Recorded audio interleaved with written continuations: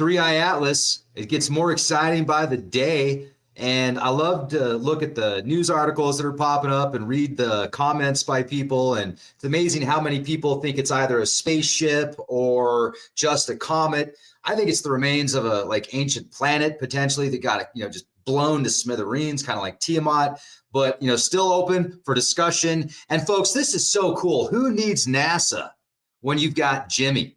Jimmy has literally 100,000 watts antenna array system that he turned into this Scalar system somehow. And I don't know how you did that, but I'm going to ask you. And he basically shot 100,000 watts directly at Three-Eye Atlas a couple of days ago.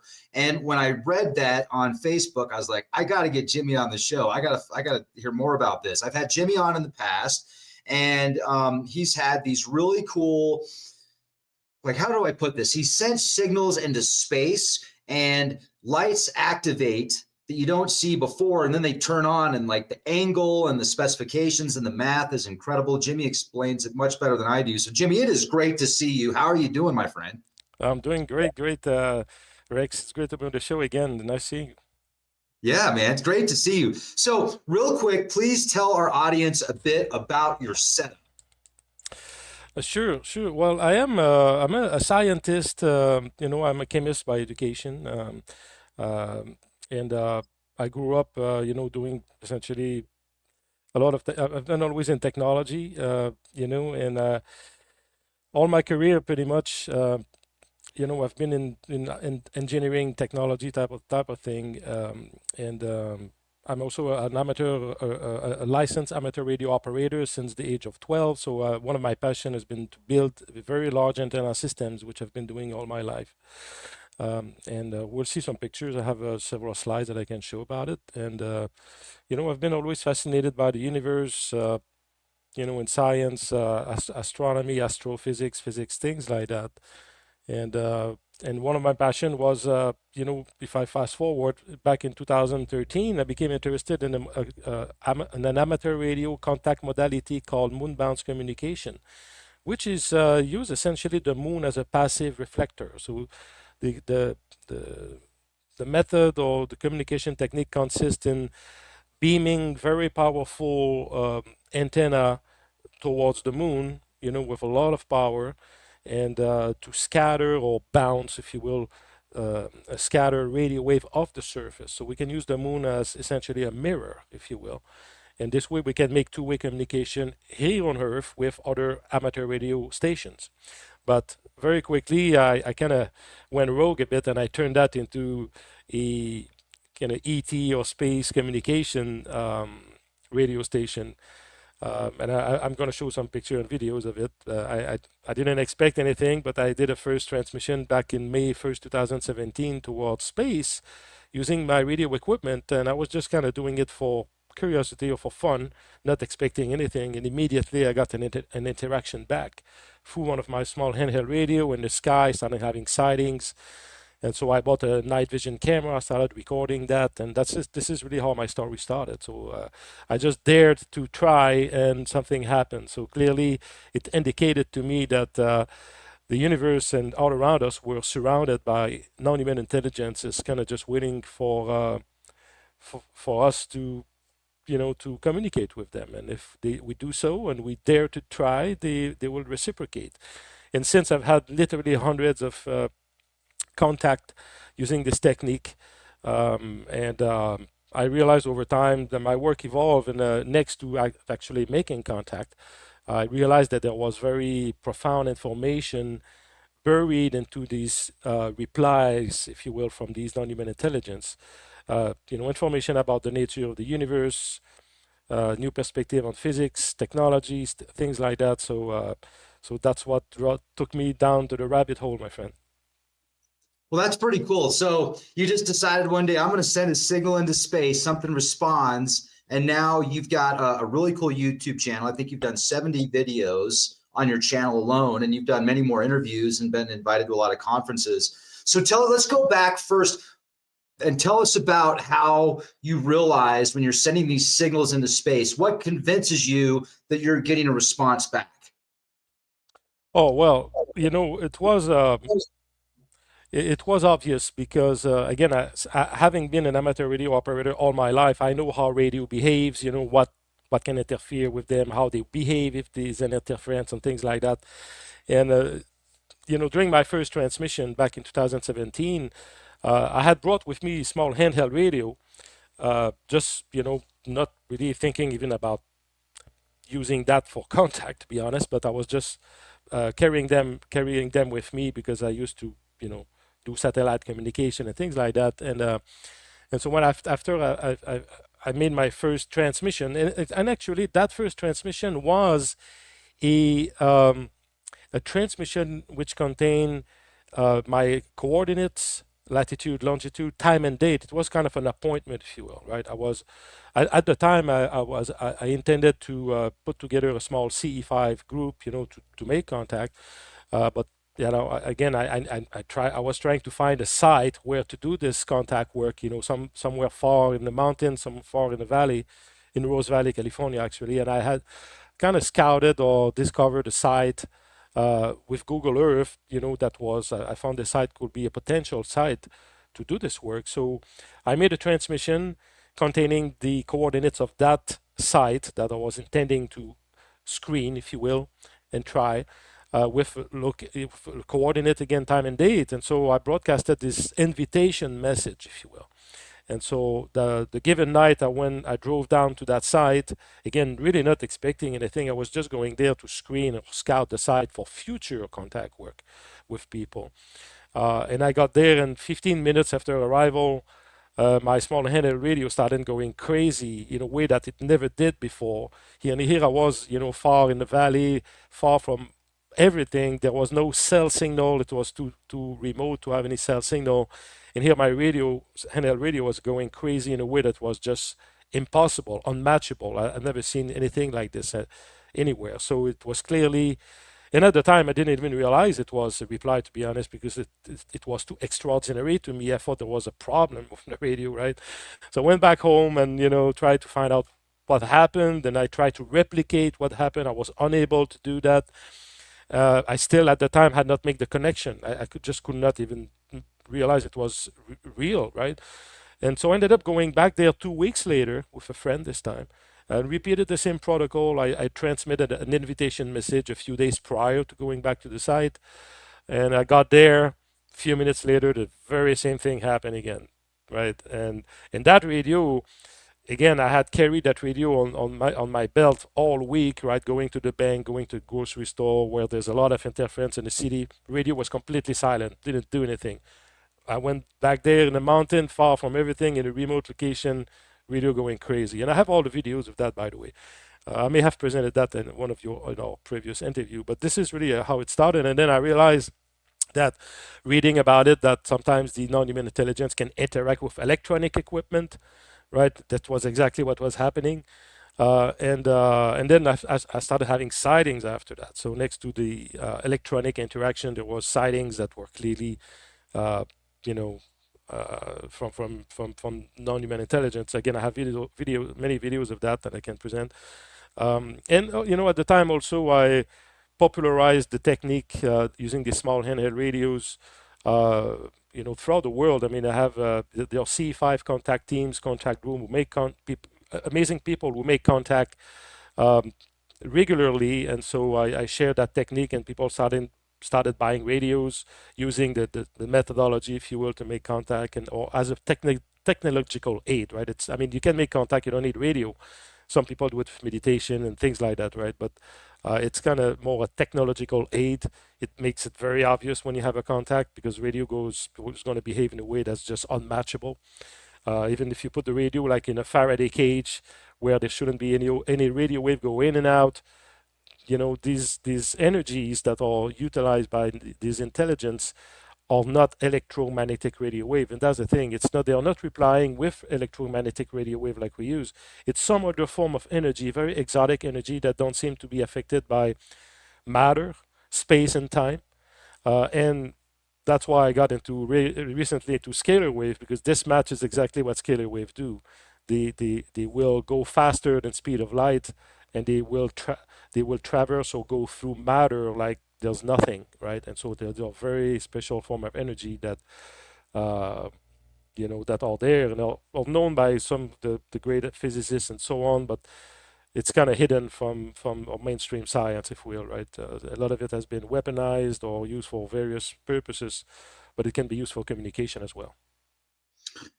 So what was the signal you sent out? And then you start, because I remember that video when all of a sudden all of the radios started going off, and you guys were like, I think it was in the evening when it happened, wasn't it? Yes, absolutely. So there were 3 radios, and that's the thing, just to demonstrate or prove that it's very unusual. I had, like, on that video, I was showing 3 radios, identical, same model, and they were set to the same frequency.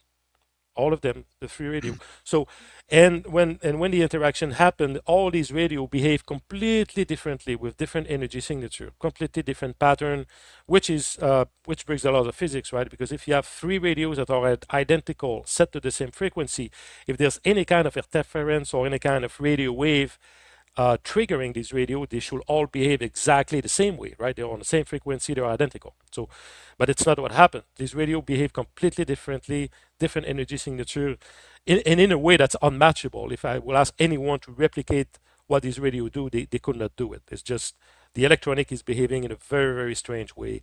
And even I can disconnect the antenna, and the radio will still, interact. So it's, again, what they're sending are not radio waves. It's some other form of energy. But what did you send to it before you got the response back? Oh, it was an invitation for contact. I had to have several messages that I've prepared, if you will. Some contain my own coordinates where I live, right? So I invite the intelligence to manifest themselves. There can be different things. I often send now my own slides, result of my own research when I make discoveries and things like that about mathematical stuff or whatever it is. I broadcast back this information towards space. It's in a way for me to show that I've done my homework, and so this is the result of my homework, waiting for them to send information back, if you will, my way. So okay, and the first signal you sent, or the signal you sent out with this information, you send it out with with just a handheld, and you were doing like a CE5 thing.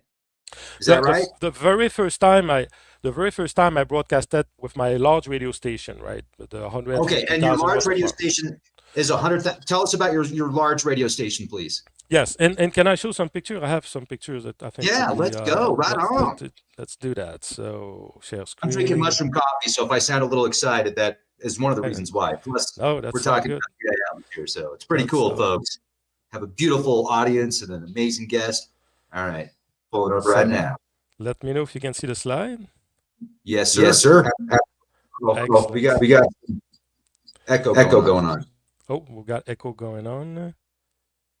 1, 2, 3. Is there still echo? 1, 2, 3. Test. Yeah.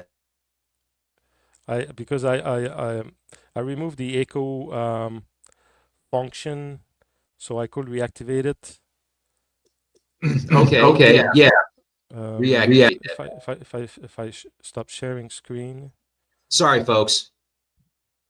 Okay, and I'm just trying to find. Okay, here the streaming. Give me 1 second here. I'm going to go in the settings and audio, and I'm going to activate. Here we go. All right, that's done. All right, let me go back to sharing the slides. Wonderful. Perfect. So, all right, I think we're good now. Well, we're not sharing the slide yet. Let's wait until and then I'll let you know. Testing 1, 2, 3. 1, 2, 3. 1, 2, 3. Yes, we're good. Awesome. Okay, Jimmy. Thanks, brother. We're good to go. Awesome. All right. So this is some visual of my radio station. I thought it was better just to show some pictures so people can really see what I'm talking about. So what we see here to the left is the picture of my radio station. To the right is the antenna arrays it's homemade, right? So we see 4 antennas, but they're actually 2 antennas for 144 megahertz and 2 antennas that are in an array configuration for 432 megahertz. The 2 antennas in the center are tuned to resonate at 432 megahertz and can deliver actually more than 100,000 watts. These can deliver 250,000 watts. So it's 250,000 watts of effective radiated power. and the two antenna on the side of the antenna tuned to 144 megahertz. And this, I can go up to about 150,000 watt of radiated power. So that's a lot of power density. It's more than actually any radio station here on Earth typically. That the maximum you will see, it's on AM would be about 50,000 watts for the big guns.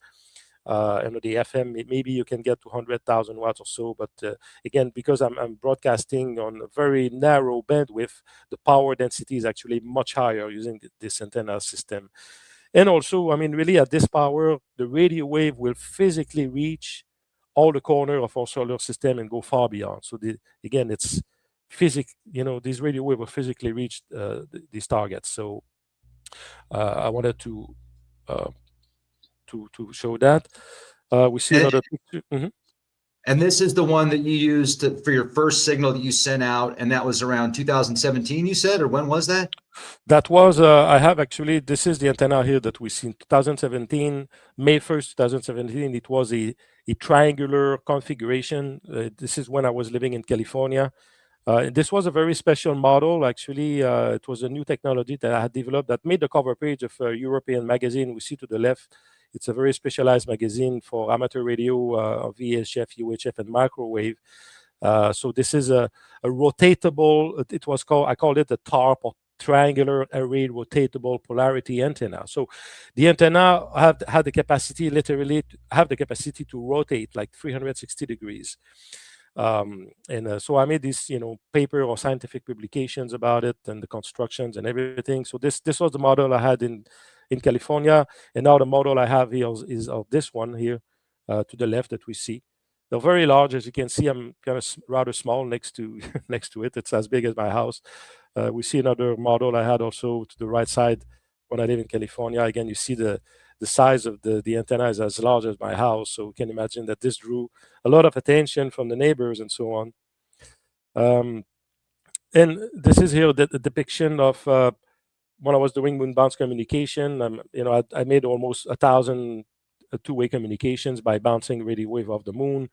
It gives an idea here. I mean, the round trip is about half a million miles. So this is a very, very large distance. But again, if I blast towards space, towards any planet or 3i atlas for that matter, the radio wave will absolutely physically reach these targets very, very easily. Let me see. I had another picture. So these were the picture of my radio station. And what we see here is actually a transmission I made. Just a couple of examples back in 2022, May 31st, 2022. And I heard you mentioning in one of your prior video on YouTube that you were talking about the recent transmission that 3i atlas, or they detected a signal from 1.66 megahertz or gigahertz, right? Yeah, 1.665, I think, and to 1.667. So it had something to do with the HO. Right. So I did actually back in 2022 a transmission on the. I mean, I know you know about this famous, or people know typically about this famous 1.6 gigahertz at Skinwalker Range. In fact, what it is the 1.6 gigahertz, and I don't think that the folks at Skinwalker Ranch even realized it. It's just because it's the golden number, it's the golden frequency, right? 1618 is the golden number. This is one of the key driving principle or force in nature, in the universe, that drives so many things. Drives the plant, the growth of the plants, the growth of the trees, explain the spirals of galaxies, the shelf, at the beach. I mean, there's so many things that essentially are driven by the golden ratio, and that's related to that. So actually, I made a transmission back in 2022, and I broadcasted this very frequency. So I broadcasted a tone of 161.8 hertz, right? I was still using, obviously, my radio station, and we can see my antenna array here were pointed towards Arcturus, the star Arcturus. I was broadcasting on 144.1 megahertz, and the tone was 161.8 hertz. And during the transmission, this triangular craft appeared, as we can see here. It's a screenshot, and I have the video. I can show it. It lasts maybe a minute and a half or so. And we see it just flashed, like literally just fraction of a second in and out, came in and out of the dimension, but the sighting was very clear. So I can show that video if you're interested. Yeah, 100%. All right, let me do this. Somebody might ask how do you know it wasn't just stars that all of a sudden you were able to see because the light changed, or less cloud cover or something.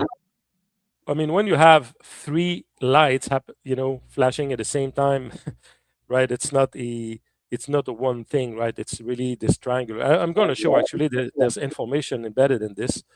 All right. Also, I do have redundancy. I have multiple cameras, so if one camera captures the sightings, I double check with a different camera to validate that the sighting is not an artifact from a camera or something, right? So there are ways to validate that as well. So let me just show you what happened here. Yep. Oh, and also, can you hit the hide button where it says StreamYard share? Yeah. That just takes up a little bit of space. Thank you.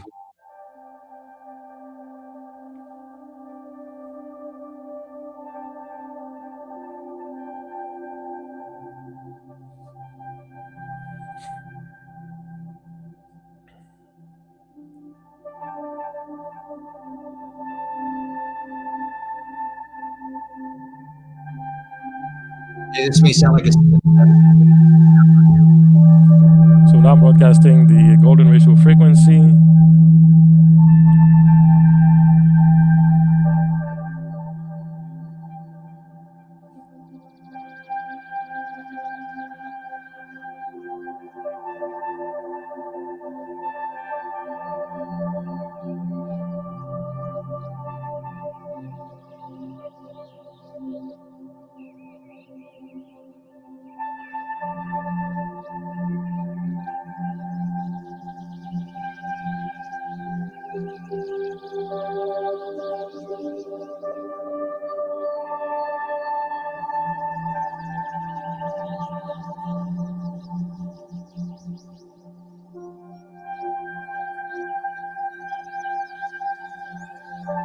Wow. So you're sending this signal. How long are you sending the signal before it responds back? During the transmission, literally a few seconds. After a few seconds of transmission, this triangular shape appeared, and I saw it literally with my eyes when that happened. And interestingly, for 3 years, I did not understand the information that was hidden in these sightings, and I'm going to show you in a second what I discovered recently. Maybe it was 2025, spring of 2025. So almost 3 years later, I had kind of an idea, an inspiration. I was kind of drawn to go back to this sighting because I felt there was information contained in it. Because clearly, here I was broadcasting this frequency 1618, which is the golden ratio, or this famous 1.6 gigahertz. This is the same harmonic, and this sighting occurred. And so, upon analyzing this sighting, so if we flip essentially this, this triangle a little bit, and we calculate the angle that's involved here, we see an angle of 103.655 degrees. I have a very accurate tool to take these measurements. And amazingly, I realized that this angle, is actually this kind of shape corresponds to the supplementary angle of the Great Pyramid of Giza, the apex of the Great Pyramid of Giza, which is 76.35 degrees. So in a triangle always adds up to 180 degrees, right? So essentially this 103.655 degrees is the supplementary angle of the Great Pyramid of Giza. So this was really, really fascinating to me.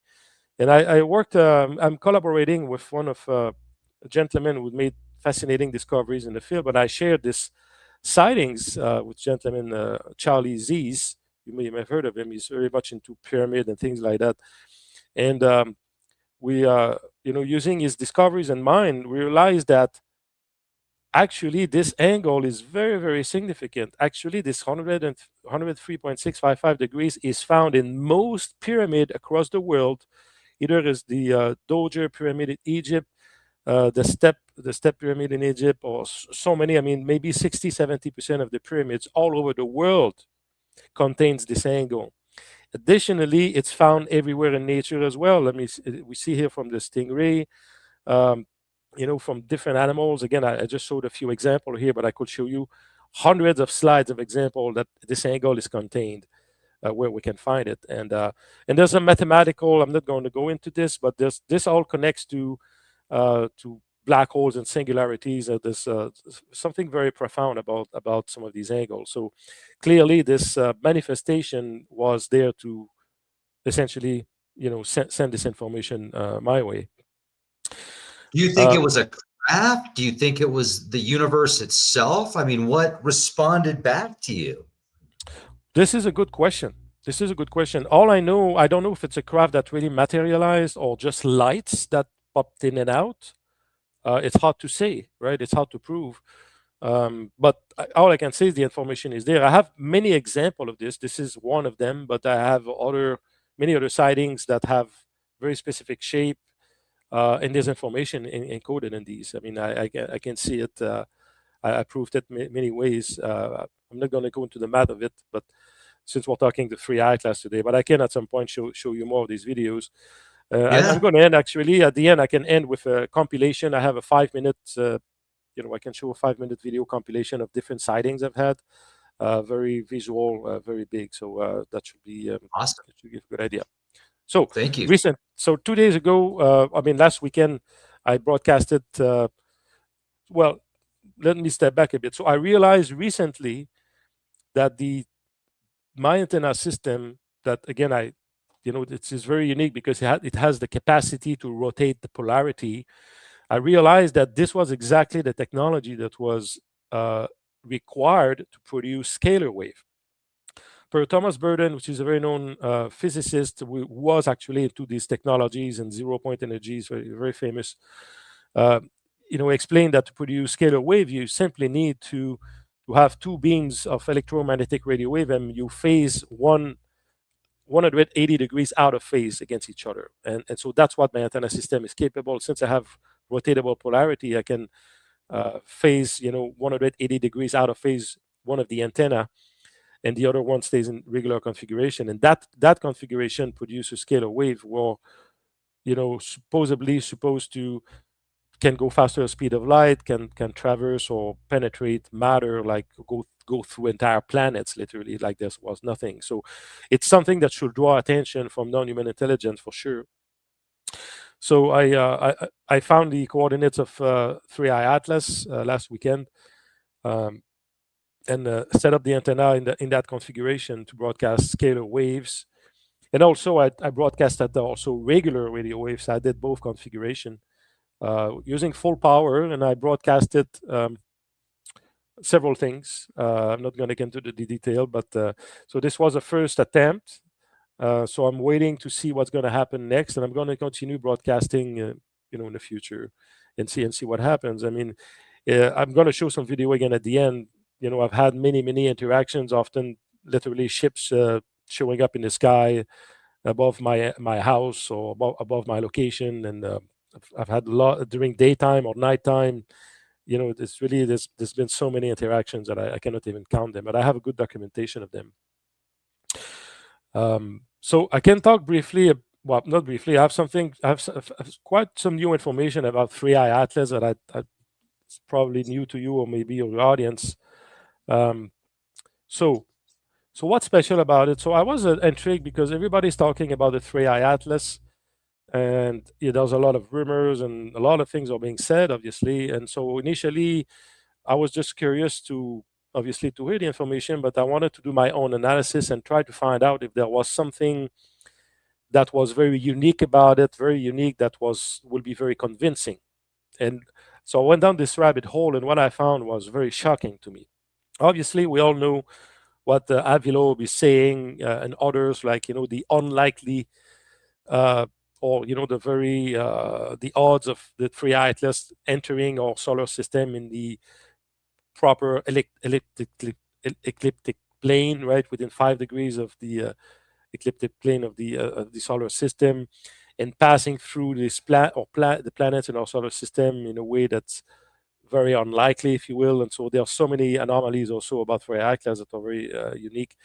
So one of the things that I looked at that really draw my attention to a very significant degree is that the 3i Atlas will be the closest to Earth. The closest approach to Earth is coming up on December 19th this year.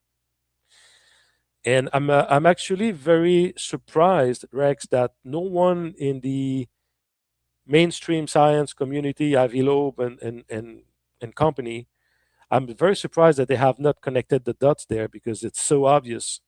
So on December 19th, the very day that 3i Atlas will be the closest to Earth, there's going to be a very, very rare planetary conjunction, planetary alignment that I'm showing on the screen here.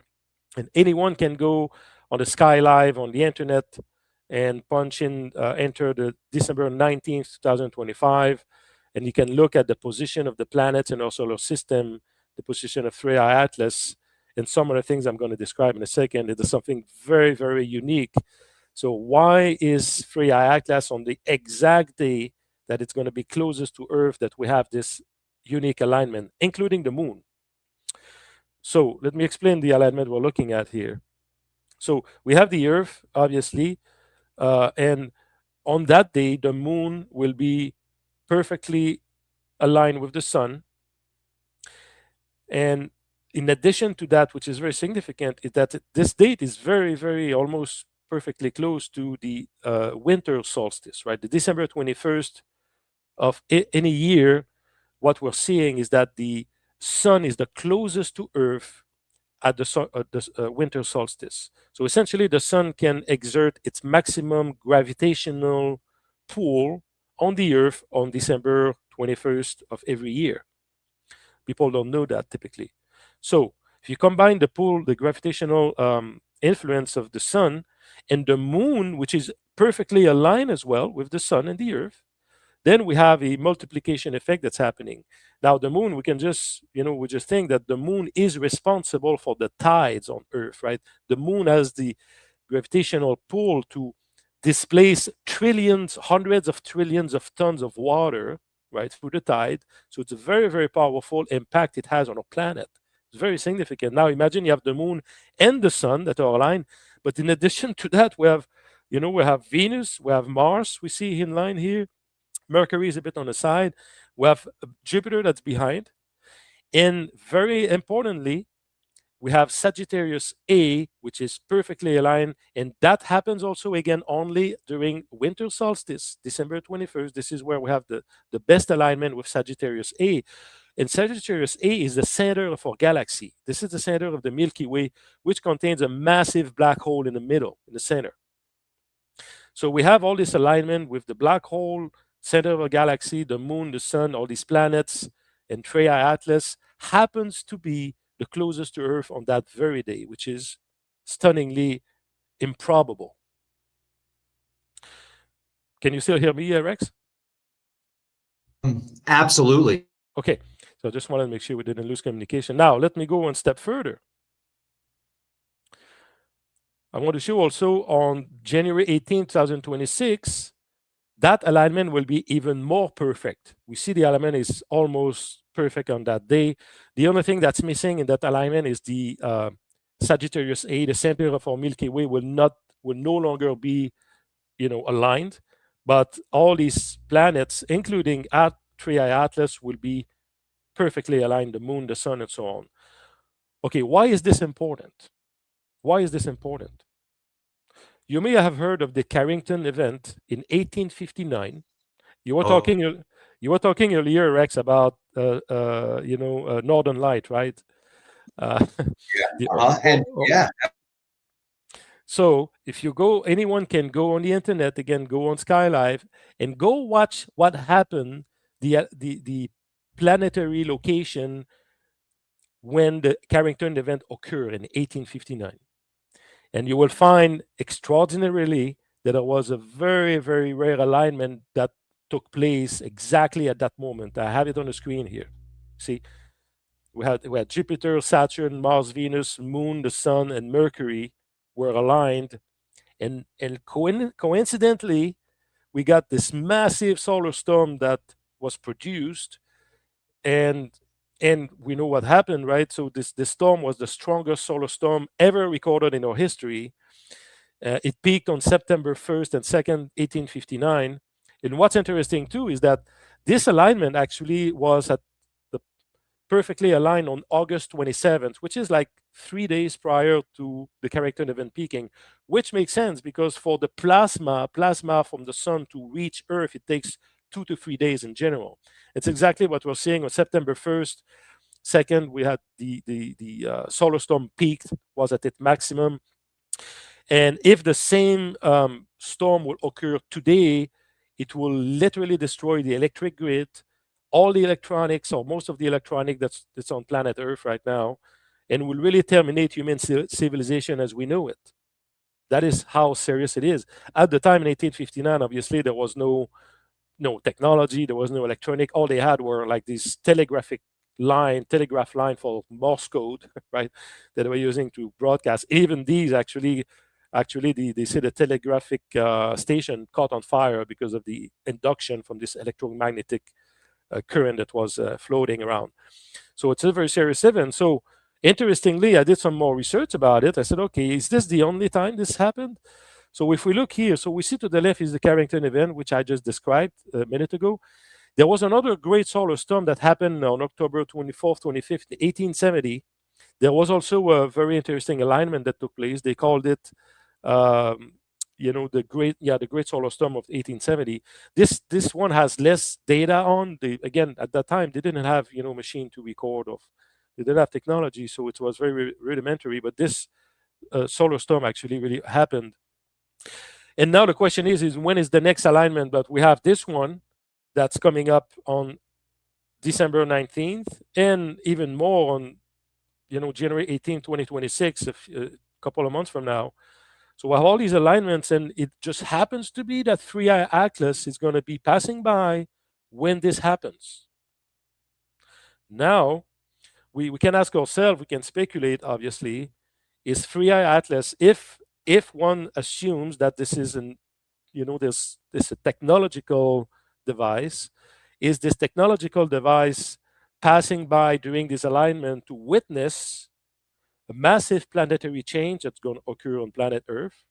Or is it passing by actually to intervene and counter something that could be cataclysmic for planet Earth? Right? We don't know, obviously, we can just speculate, but the timing of this, plus all these other things that Avi Loeb and others mentioned, to me makes it so unlikely, because these alignments, I mean, we look at these kind of alignments, these are extremely rare. It may take a few million years before you get this kind of alignment. So this is not something that happens often, right? And so for the 3i Atlas to pass by, to be at the proper ecliptic plane for the solar system with all these anomalies and having this alignment at the same time is extremely puzzling, and I think there's a correlation here. I went actually a bit further. I just want to show here. So the other thing I did was to calculate when this alignment is going to take place on December 19th, which is in a month and a half from now. We're really getting close to that date. I calculate what the distance between 3i Atlas and the Earth and the Sun and the Moon will be. And well, we see that's summarized in a little table here. And we see the distance expressed. I express the distance in the nautical mile system, which is the system that NASA use when they do space shuttle exploration. They use the nautical miles. I'm using it actually because this matches geometric harmonics, right? If you use, this is a unit that's compatible with geometry. I'm not going to go into detail of it, but it's very significant. And if we look at what these numbers are, so on the date of December 19th, again, when 3i Atlas will be closest to the Sun, to the Earth, I'm sorry, right? These are the distances we're seeing. We look at it, we see 145.2, 145.3 million miles. This is in million nautical miles. And the distance with the Sun would be 186.8 and so on. And we see, interestingly, this matches very nicely some harmonics that we're familiar with, because it's essentially the distance between 3i Atlas and the Earth will be close to 144, the harmonic 144 at 99.2% match. in the moon at 144, again, is harmonic, 99.1. And it's the distance between 3i Atlas and the sun will be 432 squared at 99.9% accuracy. These are extremely accurate number. And these harmonics are very significant because actually we find them all very precisely in the Great Pyramid of Giza, for instance, in the very dimension of it. It's all about harmonic 144, golden ratio, or harmonic 432. So it's very, very interesting that, again, so we have the date, these alignments of these planets, and now we have the distance that matches very important harmonics. And the last thing I'm going to show here, and that's going to end the slide part of the presentation. So this drawn me actually to look even further in these planetary alignment and as to why 3i Atlas may be scouting around during this very unique period of our history where we have these alignment that happens to match the same alignment type of thing that we got during the Carrington event that will be catastrophic for planet Earth.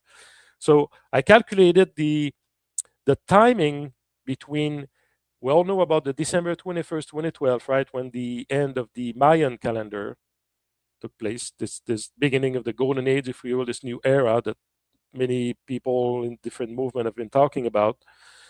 So I calculated, if we calculate essentially the time, the number of years between December 21st, 2012 and December 19, 25, which is coming, right?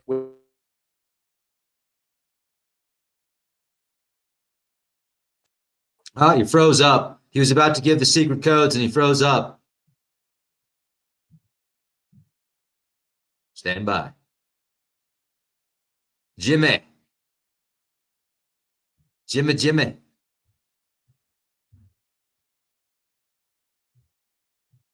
Uh-oh. He was about to release the secret codes and he froze. Ladies and gentlemen, stand by. The comments are great.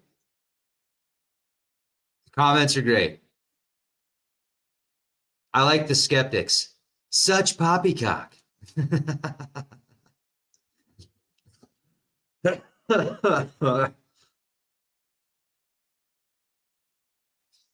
Ladies and gentlemen, we lost Jimmy. I'm sure he'll be back in a minute. So kick back, relax, grab your favorite beverage, grab some organic non-GMO popcorn. He was just breaking this down. Interesting. I'm going to have to go back and watch some parts again to get the full grasp of what Jimmy's saying. But I understand most of it, and he's actually making more sense than I thought he would, because I've had him on the show in the past when he started busting out all these numbers and codes and angles and the pyramids and stuff. And I was keeping up with a lot of it, but then there was a few times I had to go back and hit the rewind button and watch it again. So stand by if you don't mind. And or you can sit down. Like, you don't have to stand. You could sit down, you could lay down, you could do some exercise. If you're at work, you could, maybe you're working out, pumping iron, maybe you're on the treadmill, the elliptical, I don't know, maybe you're doing some pull-ups, you're on the bike. I know, Jimmy, we just lost him. However, I think Jimmy is on a business trip right now, so there could be some problems with the internet. It could have been, some secret agency that turned it off because he was sharing too much information. I mean, we could go with that. That sounds kind of cool, right? But realistically, he probably just had bad internet connection. So we are going to wait for Jimmy. But what do you think about this? I think it's interesting. I think it's fascinating. I mean, then when he started showing the 144 and the harmonics and stuff, I thought that was really cool. The object that showed up that had the same parameters of like the pyramid, that was pretty weird. Like, what if it's not an alien craft? If something starts flashing its lights back at you as you're sending 100,000 watts into space, what does that even mean? Like, what was responding back? That's weird, man. That's weird. I'm just saying. Yeah, the golden ratio stuff is super, super cool. And while we're waiting for Jimmy, I mean, we could look at the latest images of 3i Atlas from the there he is. Jimmy's back. Jimmy. Geez, yeah. How long have I been disconnected? I didn't even realize. Minutes. It was either the secret agent man that got to you or bad internet. One of the two. So. Well, I am in a hotel room, right? So it's a hotel internet. Apologize for this. So how long you said you missed? A minute or two? How long? Yeah, a couple minutes. Yeah. Okay, fine. Okay, no problem. All right. So let me get back to it, and then I'll switch to a video anyway, and that is going to wrap up what I want to show.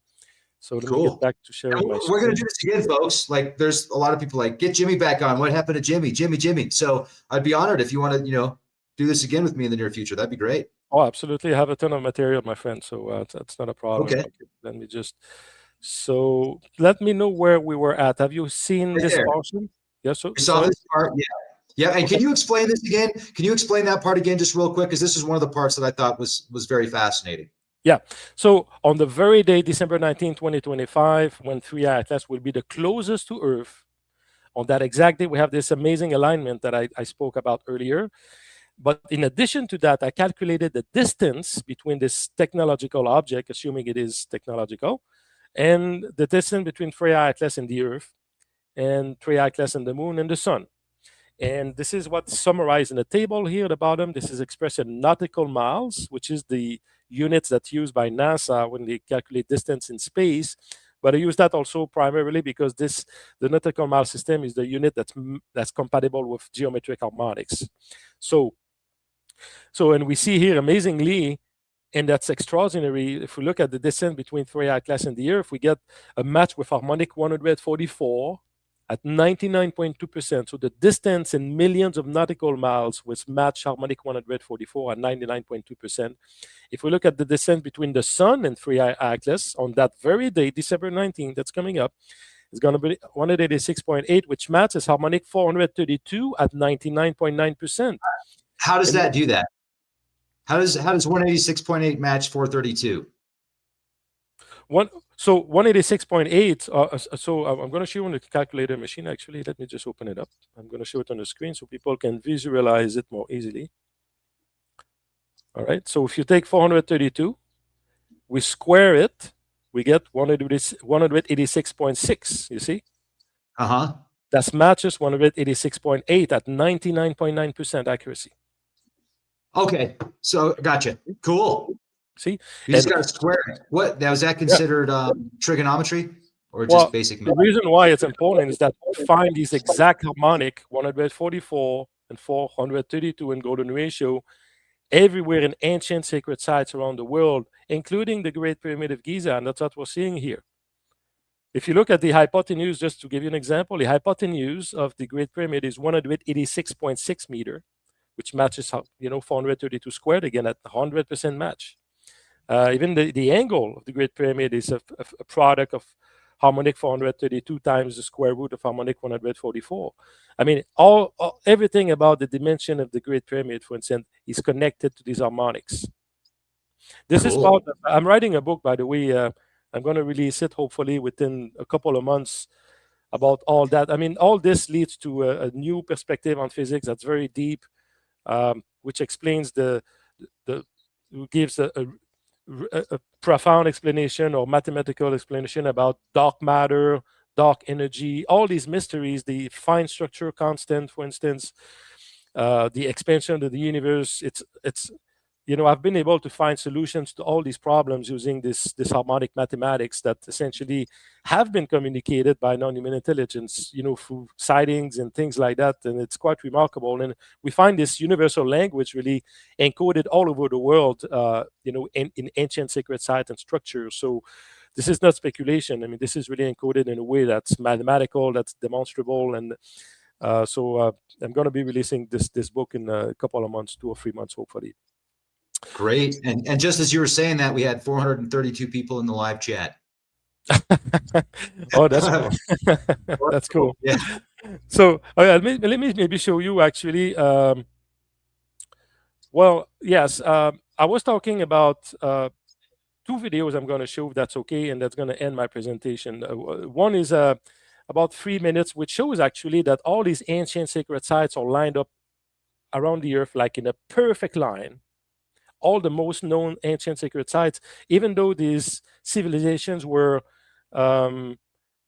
supposedly, happen at different times in our history, or located on different spots on the planet, all these sites happens to be perfectly aligned around the Earth, It's a 3 minutes video, and it's really worth watching it because this connects to all this, right? All ancient history and 3i Atlas and what they are communicating to us is that language. This is a language of the ancient. All these harmonics we're talking about. This is what's encoded in this passage from 3i Atlas. Let me ask you just a quick question, yeah. if I can. And just because we're live streaming, and I want to make sure that everything runs smooth. The music you had in the background earlier when you showed that video, did that have any like? Was that your music? Was that like Creative Commons? The background music is all. I just want to make sure we don't have any flags pull up while you're playing the video. Okay. Well, I know this one here should be. I'm going to play this one. Should be safe. It's a music that I found on the internet for free. So. It's with no copyright or anything like that. So I'll just play actually the compilation of sightings, if that's okay. Okay. Well, we'll find out. Yeah, right on. Cool. All right. All right. So this is a 5 minutes video. What you will see at the beginning is a transmission I made, which contains an invitation message for contact. And what follows, essentially, we'll see what happened next. And it's going to be followed by other sightings that I've had. So that should be a good demonstration of the kind of interaction that I've been able to to experience over the years. So here we go. Sounds good. Hopefully the sound is good, and let me know if the sound is not good, but the sound should be good. Okay.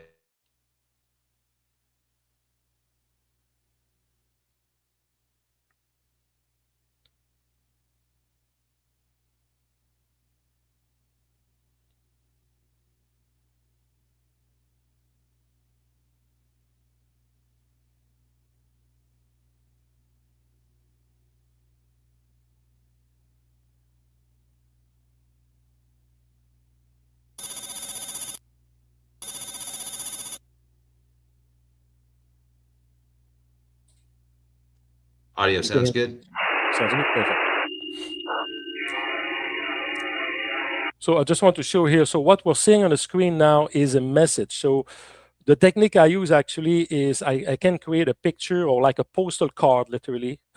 I can have text and images and things like that. And I turn this image into sound. I have a special software to do that.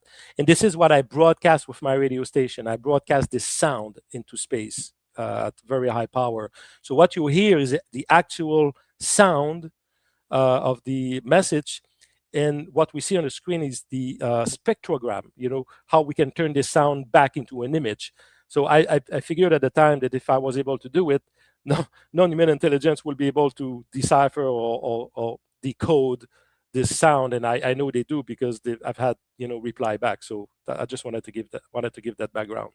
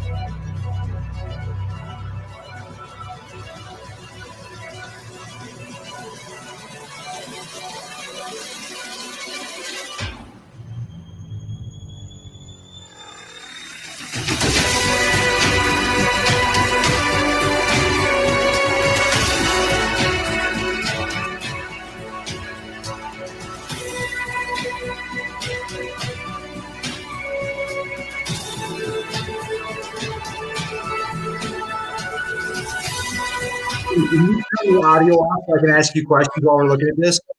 Yes. Like watch, yeah. So just keep playing it. I just wanted to like, these things are appearing after you sent that signal. This is what's showing up in the sky. That's right. That's right. Okay. Okay.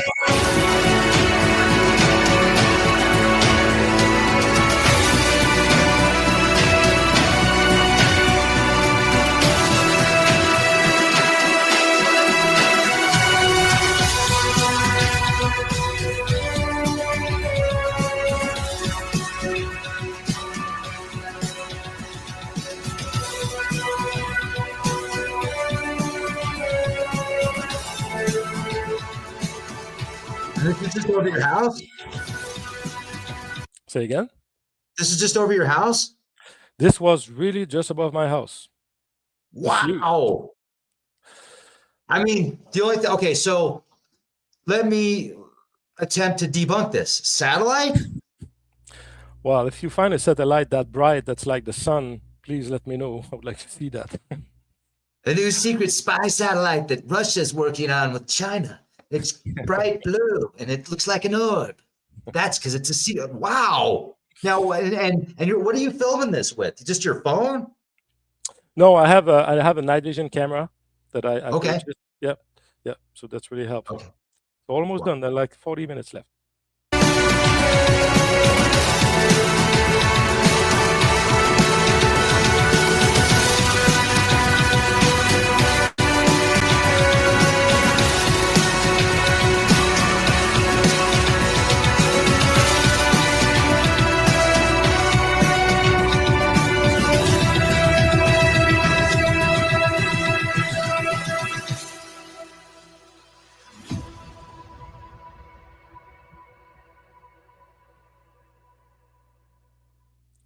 All right. So that's, let me stop sharing. Okay. I think you're on mute, my friend. Yeah. We got to do this again. And you know what we should do is we should actually put together a message. We'll put together a group message and then we'll send it out. Yeah. And so I thought that letter you sent out was great. The message was great. The only thing I noticed on it that I'm kind of thinking it's funny because somebody else noticed it too. You put fifth dimension or higher. Well, what about the fourth and third dimension? What if there's some really cool civilizations that are hanging out down here too? You know, That's just right. flying around. Well, any friendly civilizations, let's say, is welcome. Yeah, and now I'm broadcasting a lot of, as I said, my own mathematics and discoveries and things like that. And I do have, I mean, for those who are interested, you can go on my YouTube channel. I have made transmissions, Rex, literally that during, let's say, I broadcasted about for 20 minutes or so. During the 20 minutes, I had like 17 manifestation in front of the antennas, like flashes, and some of them are literally stationary, right? So a satellite moves obviously in space, right? It's not stationary. Yeah. They have this object that stays there for 20 minutes at exactly the same location and keep flashing and pounding as I'm broadcasting. So I've had so many evidence like this that and I do my homework. I do have a very sophisticated satellite software system. I always check, if I get something, if there was any rocket body or satellite. So this is, I'm very diligent with that. But when you get 17 manifestation in front of the antenna flashing, while I'm broadcasting, I know that's a reply, and that's many confirmation of that. And yeah, for those interested, you will see on my website. Or I think you have, this is not the correct website. So look, it's called Human Initiated Contact. Type Human Initiated Contact because I have two. What is it called? Human Initiated Contact. Oh, you have two A initiated. It'll get it right. Here we go. There we go. Yeah. Oh, okay. Okay. So yeah, I'm already subscribed to this channel as well. Okay, great. Yeah, great. you'll find there all my contacts, interviews, discoveries, things like that. Everything is there, so the folks will be able to see. Again, many broadcasts I made produce many interactions that are kind of undisputable, and also you will find again the interviews. And there was something else I wanted to mention about it.